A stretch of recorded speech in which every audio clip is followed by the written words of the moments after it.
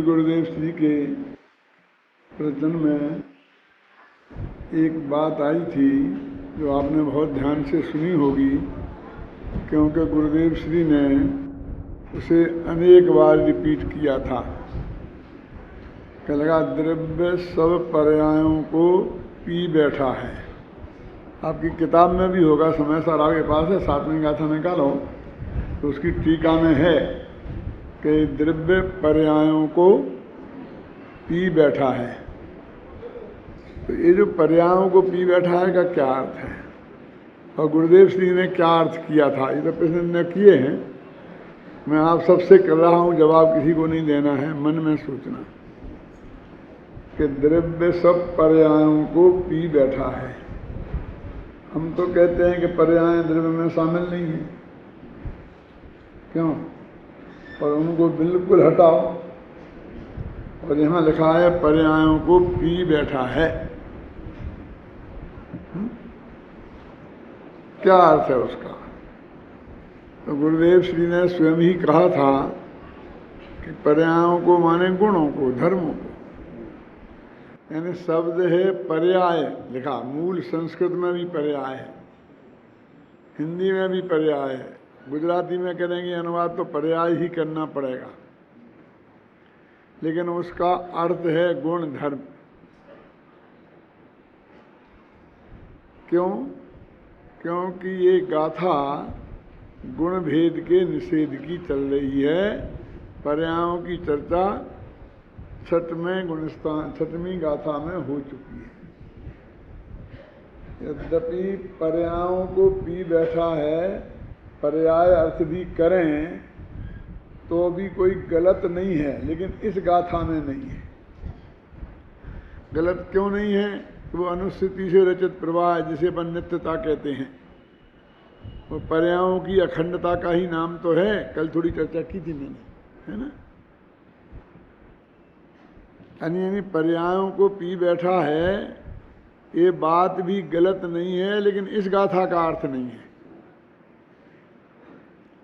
यहाँ गुण और धर्म लेना, तब गुण को पर्याय का अर्थ गुण कर दिया। अब आपके मन का है, साफ पर्याय लिखा है और आप जो चाहेंगे वो अर्थ करेंगे। क्यों? मैंने किया होता तो आप ऐसा प्रश्न कर सकते थे, गुरुदेव श्री ने किया है ना, फिर तो अपना यहाँ पर पूर्ण विराम लग जाता है ना, यहाँ प्रश्नवाचक नहीं लगता है। लेकिन भाई साहब, पर्याय शब्द के अनेक अर्थ हैं और पर्याय दो प्रकार की होती हैं, अर्थ और व्यंजन पर्याय नहीं। एक द्रव्य गुण पर्याय भी नहीं, आपके मुंह से निकला। सहभावी पर्याय और क्रमभावी पर्याय, ये नाम सुने कभी? जिसे आप पर्याय कहते हैं वो क्रमभावी पर्याय हैं, और जो अनंत गुण हैं इनको सहभावी पर्याय कहते हैं। असंख्य जो प्रदेश हैं इन्हें सहभावी पर्याय कहते हैं। जो एक के बाद एक हों, वो दो एक साथ नहीं रह सकें। जब एक पैदा हो तो दूसरी अवश्य मर जाए, ख्याल में आए ना?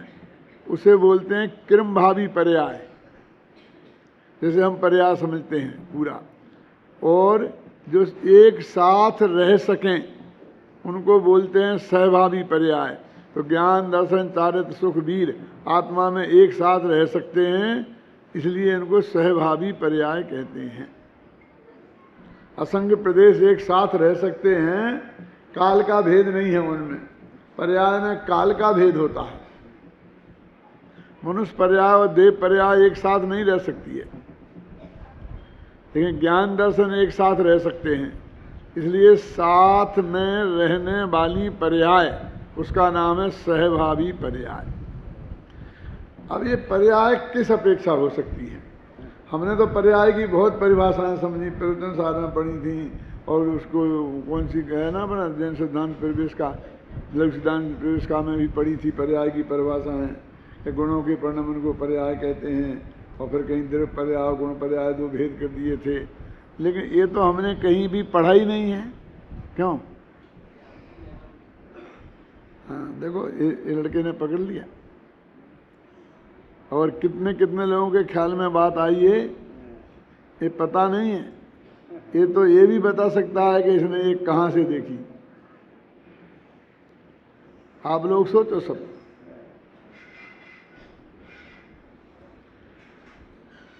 मैंने एक किताब लिखी थी कि उसका नाम बताया था कि दृष्टि का विषय। दृष्टि का विषय किताब लिखी थी, उसमें बहुत व्याख्यान भी किए थे। तो उसमें एक परिभाषा दी थी कि नए चक्र में भी है ना कि दृष्टि का विषय जो है उसमें जो पर्याय शामिल नहीं है, तो कौन सी पर्याय, उस पर्याय की क्या परिभाषा है लेना। ये बहुत परिभाषाएं हैं ज्ञानचंद जी साहब, तो उसमें कौन सी परिभाषा लेना। तो जो जो पर्यायार्थिक नय का विषय बनता है उन सबका नाम पर्याय है। तो गुण भेद भी पर्यायार्थिक नय का विषय बनता है, इसलिए उसका नाम है पर्याय। प्रदेश भेद भी पर्यायार्थिक नय का विषय बनता है, इसलिए उसका नाम है पर्याय। और उत्तम चंद जी, भेद को भी पर्याय बोलते हैं, इसलिए गुण भेद हुआ ना, तो ज्ञान दर्शन चारित्र, इसलिए भी इसे पर्याय कहते हैं। और साथ में होने से इसे सहभावी पर्याय कहते हैं। तो यहाँ अनंत गुणों को पी बैठा है।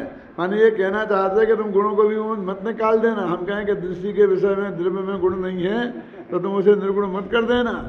निर्गुण तो कौन है? द्रव्याश्रया निर्गुणा गुणा। अर्थ सब क्या है इसका मालूम? जो द्रव्य के आश्रय रहें उसका नाम गुण है, लेकिन बेगुण निर्गुण होते हैं। देखा?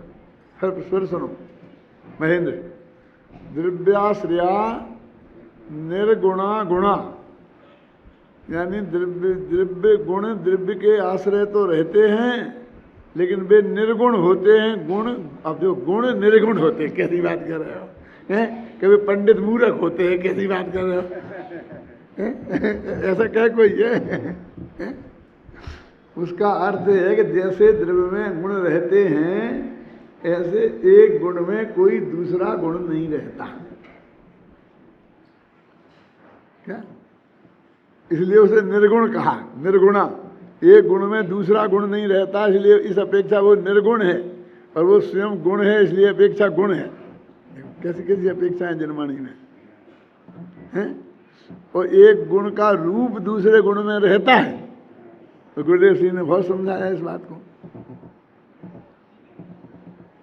हाँ, ख्याल में आया ना बात है? ऐसे ही जो अपना प्रकरण चल रहा है, निकालो गाथा 97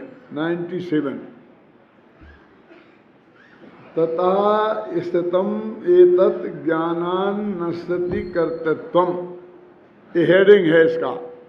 इससे यह सिद्ध हो गया कि ज्ञान से कर्तृत्व नष्ट हो जाता है। मतलब ज्ञान का उदय होता है तो कर्ता बुद्धि समाप्त हो जाती है, कर्तापन समाप्त हो जाता है। एक कर्तृत्व माने कर्तापन। देखो, क्रिया भी नहीं और करने का विकल्प भी नहीं। फिर ध्यान से सुनना, ये सिर्फ कर्तृत्व बुद्धि की बात है, नष्ट जो नष्ट होती है। क्योंकि ज्ञानियों के भी करने का विकल्प बना रहता है और क्रियाएं भी बनी रहती हैं। भोजन में सुख बुद्धि नहीं है और फिर भोजन की क्रिया भी बनी रहती है, और मुझे थोड़ा आराम मिल जाए 2 रोटियां तो, ऐसा विकल्प भी बना रहता है। और भाषा भी बनी रहती है कि रोटियों से सुख होता है, लेकिन रोटियों में सुख नहीं है, ऐसी मान्यता अंदर रहती है। उसकी ये बात है। ये प्रकरण समझाते समय मुझे एक विकल्प आया है कि एक बात मैं आपको स्पष्ट कर दूं तो आपको कहीं कभी भ्रम पैदा नहीं होगा। श्रद्धा ज्ञान, देखो इसमें लिखा ना, ज्ञान से कर्तृत्व नष्ट होता है और अज्ञान से कर्तृत्व होता है। और अज्ञान का क्या अर्थ बताया था? पूछूं किसी से? नहीं पूछूंगा, क्योंकि मुझे इनाम देने के लिए किताब मेरे पास नहीं है। देखो ज्ञान और अज्ञान का क्या अर्थ है हम महेंद्र, तो उन्होंने खुद कहा है, अपन वो गाथा वहां से पढ़ रहे कि 3 नाम हैं। क्या है? पर में एकत्व बुद्धि रूपी जो श्रद्धा का परिणमन, उसका नाम भी अज्ञान। पर मैं हूँ, पर का कर्ता मैं हूँ ऐसी जानना, उसका नाम भी अज्ञान। और तद्रूप इन दोनों पूर्वक तद्रूप परिणमन भी, इसका नाम भी अज्ञान। अब अज्ञान माने ये 3 है, तो ज्ञान माने उल्टे 3 लेना। यदि मैं आपको सरल भाषा में बता दूं, मिथ्या दर्शन, मिथ्या ज्ञान और मिथ्या चारित्र, ये तीनों अज्ञान, और सम्यक दर्शन, सम्यक ज्ञान और सम्यक चारित्र, ये तीनों ज्ञान। अब कहते ज्ञानान बंध निरोधा, ज्ञान से बंध निरोध होता है, तो वो वहां 3 लेना है। ये जो पंक्ति है कि ज्ञानात बंध निरोधा, ये अकलंक देव ने ऐसे खूब मंथन किया है राजवार्तिक में, कि उन्होंने कहा ज्ञान से मात्र से बंध निरोध कैसे हो सकता है। बहुत से लोग कहते भाई कुछ करना नहीं पड़ेगा, कुछ करना नहीं पड़ेगा। तो इस ज्ञान शब्द में वो चारित्र गुण का परिणमन भी शामिल है। क्या यही तो हम कह रहे हैं कि करना पड़ेगा? नहीं, यही हो गया ना कि नहीं है, जो तुम कह रहे वो नहीं है शामिल। उन्होंने बहुत बढ़िया उदाहरण दिया है, यदि उनने नहीं दिया होता तो मेरी हिम्मत नहीं थी देने की। अब उनकी तरफ से सुनना है। राजवार्तिक में दिया है, वृत्ति और वार्तिक में, कि एक माँ और बेटे दोनों व्यभिचारी थे। ध्यान से सुनना। और माँ ने अपने प्रेमी से स्थान और समय नक्की किया कि अपन इतने बजे इतनी वहाँ मिलेंगे। अमावस की अंधेरी रात थी, और जो भी इतने बजे जो उन्होंने नक्की किया था 11-12 बजे, और अपन फलां जगह मिलेंगे। और उसके बेटे ने अपनी प्रेमिका से भी स्थान और समय नक्की किया था। और भाग्य से, दुर्भाग्य से समझ लो कि दोनों का एक ही स्थान और एक ही समय था। अब अकलंक देव के देखो तो कैसा कैसा उदाहरण बनाते हैं। उनके दिमाग में, खजाने में जो उदाहरण पैदा हुआ, ऐसा कभी दुनिया में हुआ नहीं होगा आज तक, है ना। लेकिन उनके दिमाग में ऐसा उदाहरण पैदा हुआ पदम जी। अब वो दोनों जने पहुंचे। क्या हुआ कि लड़के की प्रेमिका किसी काम में अटक गई, वो निकल नहीं सकी। और माँ का प्रेमी कहीं अटक गया, वो निकल नहीं सका। और यहाँ से माँ और वहाँ से बेटा दोनों आए। देखो, इसलिए मैंने पहले कह दिया था कि मेरी हिम्मत नहीं है क्या। और अंधेरी भयंकर रात थी, बहुत घने बादल थे, भादों की अमावस्या थी, बादल गरज रहे थे। और अब वो वहाँ आवाज़ तो बातचीत तो कर नहीं सकते थे, क्योंकि कोई सुन लेगा तो उनने लगा के वे दोनों मिले। इतने में बिजली चमकी, तो एक दूसरे को ज्ञान हुआ सत्य का। तो ज्ञान हुआ तो निर्वृत्ति तत्समय होगी कि अगले समय, ऐसा कैसा क्या क्या ये हमने 12-13 वर्ष की उम्र में पढ़ा था। हमने राजवार्तिक 13 वर्ष की उम्र में पढ़ा था क्या। तो 15 वर्ष की उम्र में तो हम न्यायातीत हो गए थे। आप समझे ना। इनने कहा ज्ञानाद अज्ञ, मतलब इसलिए उसमें क्रिया आ गई, उसको हमको कहने की जरूरत नहीं। उन्हें वो लौकिक क्रिया भी सिद्ध की कि उसमें ऐसा नहीं है कि अभी जाना और अगले समय निवृत्ति होगी, ऐसा नहीं है। तत्समय ही निवृत्ति गारंटी से होती ही है। इसलिए जब सम्यक ज्ञान पैदा होता है तो अनंतानंद जी के कसाय के अभाव रूप सम्यक चारित्र भी उसके साथ ही पैदा होता है। ये बात वहां उन्होंने सिद्ध की है। अब मैं आपको जो बताने वाला हूं, जिससे आप कहीं भटके नहीं, कि अपने 3 गुण हैं। एक श्रद्धा, एक ज्ञान और एक चारित्र। ज्ञान में दो भेद होते हैं, पर्याय के प्रकट पर्याय के, लब्धि और उपयोग। और चारित्र में भी दो भेद होते हैं, और उनका नाम क्या है? परिणति और उपयोग। उपयोग तो दोनों में एक सा है, और यहाँ लब्धि की जगह परिणति है।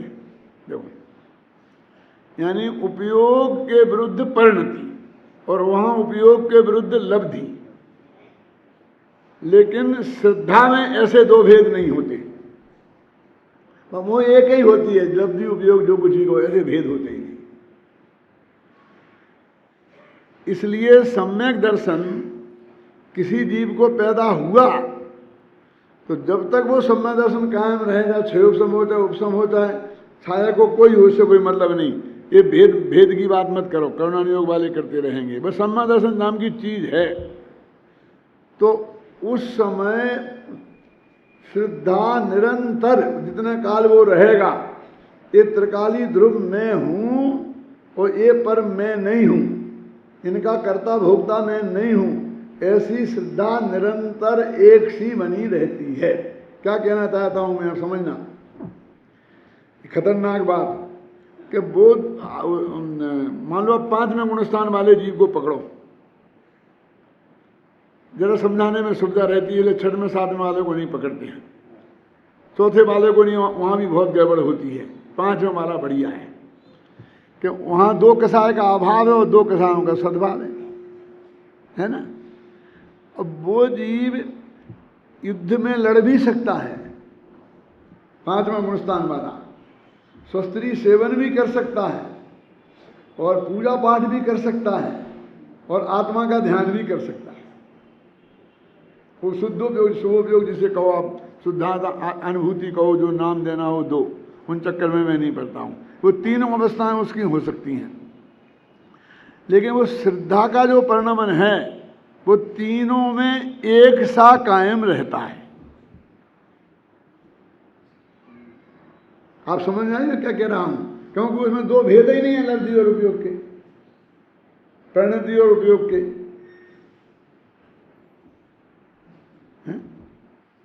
समझ गए? अब ज्ञान में यदि वो लड़ने में लग रहा है तो उपयोग तो लड़ाई में है, क्योंकि बराबर उपयोग नहीं लगे ध्यान पूर्वक तो गोली सही जगह नहीं लगेगी। बाण चलाना है, कोई भी चलाना है, क्यों? उसमें उपयोग लगाना पड़ेगा ना उसे पूरी तरीके से तन्मय होकर के, हैं? तो भी परिणति में मैं परद्रव्य का करता नहीं हूं, कोई किसी को मार जला नहीं सकता है, ये भाव उसका परिणति में बना रहेगा। ज्ञान की परिणति, लब्धि में, लब्धि ज्ञान में ये ज्ञान कभी एक समय ओझल नहीं होगा तो मिथ्या दर्शन हो जाएगा। उस सम्यक ज्ञान भी निरंतर जागृत रहता है। ऐसा नहीं कि उसमें वो जब वो उपयोग हुआ है तो भूल भाल गया, क्योंकि लब्धि और उपयोग दोनों प्रकट अवस्था के नाम हैं। जो हमारे दिमाग में ये है ना, कभी वो तो ज्ञान में से निकल गया, ज्ञान में तो रहा ही नहीं कि उपयोग, अकेले उपयोग का नाम ज्ञान नहीं है भाई साहब, ख्याल में ना। युद्ध के काल में भी, भोग के काल में भी, और शुद्धात्मानुभूति के काल में भी, परिणति में तो एक साई, लब्धि में एक साई रहेगा। अब चारित्र गुण में लाओ, चारित्र गुण में लड़ाई कर रहा है तो अशुभ उपयोग है, पूजा पाठ कर रहा हो तो शुभोपयोग है, आत्मा का ध्यान कर रहा हो तो समझ लो शुद्धोपयोग है ना। लेकिन परिणति में तीनों में एक सी ही है। परिणति में 2 कसाय के अभाव रूप शुद्धि विद्यमान है, भोग के काल में भी और युद्ध के काल में भी। विभिन्न ख्याल में है ना बात। ये जो करुणानियोग में ये बंध विच्छुत्ति, उदय विच्छुत्ति बताई हैं, ये सब उस लब्धि, परिणति और श्रद्धा गुण के आधार पर बताई हैं, उपयोग के आधार पर नहीं बताई। क्या कहना चाहता हूँ मैं? क्या कहना चाहता हूँ तो 41 प्रकृतियों की यदि बंधन नहीं होगा चौथे गुण स्थान में, तो युद्ध काल में भी नहीं होगा, भोग के काल में भी नहीं होगा, और सामायिक करते वक्त भी नहीं होगा, बराबर एक साथ। और जो बनेंगी वो सब बनेंगी। ख्याल में बात आई कि नहीं आई? ऐसे ही वो लब्धि के, अब चारित्र गुण में परिणति के हिसाब से नियम है। तो परिणति में जितने कसाय की अभाव की शुद्धि है उसके हिसाब से बंध अबंध है, उपयोग के हिसाब से बंध अबंध नहीं है। यदि वो उद्योग शुद्धोपयोग हो गया तो दो प्रकृतियां कम बनेगी, ऐसा नहीं है क्या? और यदि उपयोग में अशुभ हो गया तो दो प्रकृतियां ज्यादा बनने लगेंगी, ऐसा नहीं है। वो सारा गणित परिणति के हिसाब से है। उपयोग तो शुद्धि में वृद्धि करता है, वृद्धि करता है माने परिणति के लेवल को ऊपर उठाता है।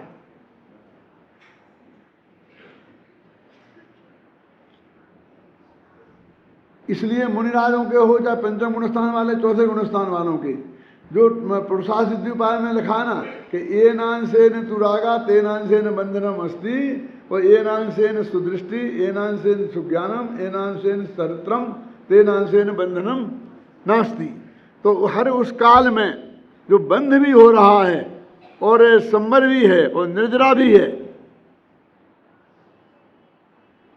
उस काल में भी शुद्धि की वृद्धि हो रही।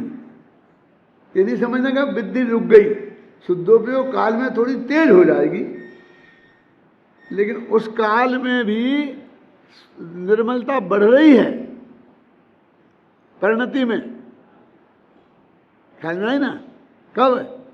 कि जब उपयोग बाहर है। इसका प्रमाण क्या है? तो एक करुणा नहीं हो गया। इसका प्रमाण क्या है कि असंख्य गुण निर्जरा, तो 11 स्थान है ना, सम्यक दृष्टि श्रावक वृत्तानंत वियोजक। ख्याल में? तो प्रति समय होती है ना वो सम्यक दृष्टि की। तो प्रति समय का मतलब क्या हो गया? युद्ध के काल में भी, भोग के काल में भी, और आत्माराधना के काल में भी।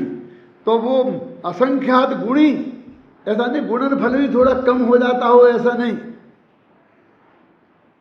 क्यों? क्या नाम तुम्हारा भैया? क्या नाम है? विनोद भाई बोलो, है क्या नहीं है? तुम्हारा करना नियोग से ठीक बैठती है, हैं? आप समझो जो सम्यक दृष्टि के भोग निर्जरा के हेतु लिखा वैसे ही नहीं लिख दिया है। वो भोग के काल में भी असंख्यात गुणी निर्जरा माने शुद्धि की वृद्धि हो रही, कर्म झड़ रहे। कितनी बात है। वो कोई ऐसी बात नहीं, वो करुणानुयोग से सिद्ध है। वो धर्म कांटे की बात है, कोई अध्यात्म के जोर में नहीं कह दिया है। आपका काम चालू है, आपको लगता है ऐसा कैसे हो सकता है, लेकिन आपके 1 करोड़ रुपया बैंक में जमा है, रुपये सैकड़े के ब्याज से। मुझे पता नहीं ब्याज में क्या मिलता, तुम समझ लो। और उस वक्त तुम खूब रुपया लुटा रहे हो, तब भी कमाई हो रही है। क्यों? समझे ना? और तुम्हारे 1 करोड़ का कर्जा है और तुम खूब रुपया कमा रहे हो, तब भी कमाई हो रही है। क्यों? कि ब्याज देना पड़ता है 4 लाख रुपये महीना, और कमाई है 2 लाख रुपये महीने की। 2 लाख रुपये महीने की तो बहुत होती है कमाई। क्यों? लेकिन कमाई है, क्योंकि वो उसके हिसाब से है। ये सारा गणित ख्याल में आए ना? ये गणित ख्याल में रहेगा तो सम्यक दर्शन की महिमा ख्याल में आएगी। और सम्यक दर्शन तीनों ही गुण एक साथ है ना। अकेला सम्यक दर्शन से क्या है? वहाँ ज्ञान, श्रद्धा, ज्ञान और चारित्र, तीनों गुणों में। इसलिए तीनों गुणों को उनने विपरीत परिणमन हो तो अज्ञान कह दिया, और तीनों ही गुणों के विपरीत सही परिणमन को ज्ञान कह दिया। अब देखिए 12 भावना पढ़ो जरा। दुर्लभ है संसार में एक यथार्थ ज्ञान। क्या अर्थ है ज्ञान का? अर्थ है ज्ञान का अर्थ है ज्ञान नहीं है भाई साहब। ज्ञान का अर्थ है सम्यक दर्शन, सम्यक ज्ञान और सम्यक चारित्र।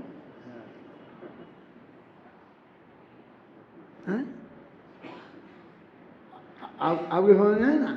वहां जो बोधि, देखो एक बोधि दुर्लभ भावना और एक है धर्म भावना। और धर्म माने क्या होता है? संबंध ज्ञान चारित्र होता है कि नहीं होता है? वास्तव में दो भावना एक ही, बोधि दुर्लभ भावना और बोधि भावना, अथवा को धर्म भावना और धर्म दुर्लभ भावना।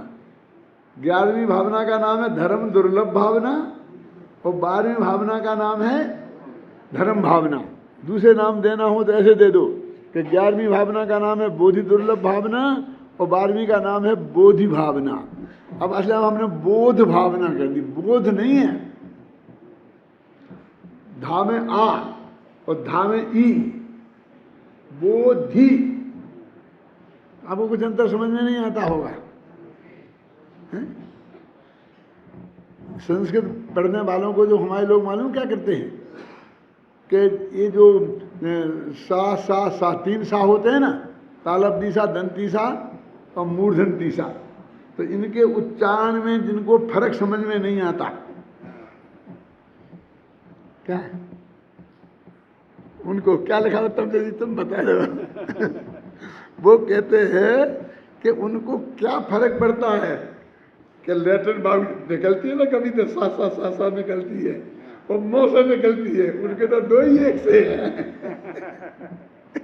ऐसा लिखा है एक नीतिकांड में, क्या कि उनके सासा में क्या फर्क है, चाहे यहां से निकले सासा, चाहे यहां से निकले, सब सासा एक से ही है? तो इतने, क्योंकि इतना फर्क पड़ता है। बोधि माने होता है रत्नत्रय और बोध माने होता है अकेला ज्ञान। हमने कह दिया कि ज्ञान दुर्लभ है दुनिया में और धर्म सबसे अमोलक है।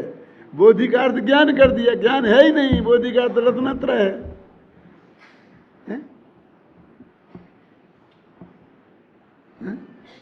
बोधि दुर्लभ है दुनिया में, बोधि।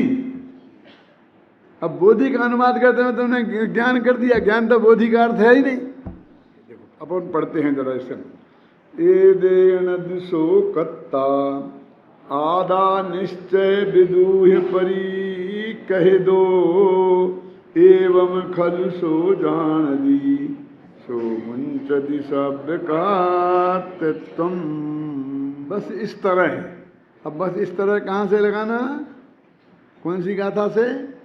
ये 11 गाथाओं में प्रकरण चल रहा है, ये 11वीं गाथा है। देखो हमने इसमें लिखी, आपके पास किताब हो तो, कि उक्त 11 गाथाओं में के भव्य भवन पर आचार्य अमृतचंद 6 कलश चढ़ाते हैं। जो 6 कलश आएंगे इसके बाद, वो 11 गाथाओं के का संदर्भ है। वो ये प्रकरण 11 गाथाओं से चल रहा है, 11 गाथाएं इसके पीछे थीं।